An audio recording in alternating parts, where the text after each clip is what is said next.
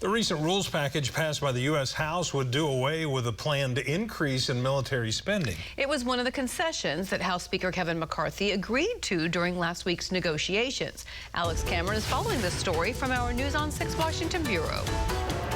Well, one of the unwritten agreements and part of the conservative group's push to move toward a balanced budget is capping next year's spending at last year's levels, meaning all the increases this year, including for the military, would go away. I think you're going to see opposition to that. Congresswoman Stephanie Bice, a member of the House Armed Services Committee the past 2 years, says it's Congress's job to meet the needs of the country. And that includes making sure that military spending is at a level that we think is necessary. With the current state of the world, Republicans and Democrats agreed just last month that President Biden's proposed 4% increase in defense spending for this year wasn't enough and made it 10%, $76 billion more than was budgeted in 2022.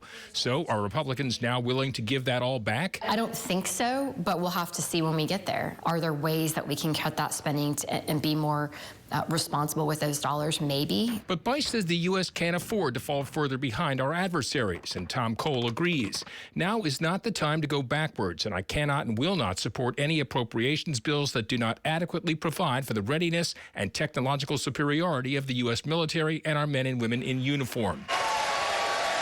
McCarthy agreed to a spending cap to get the votes he needed to become Speaker, leaving some to wonder if he'll stand by the agreement or look for an out. Everybody knows that rules can be waved around, and so those moments are going to be the critical moments and the test of his leadership, so we'll see what happens. In the meantime, the new majority has been largely fulfilling campaign promises this week, passing partisan bills to defund the IRS and express support for pro-life institutions.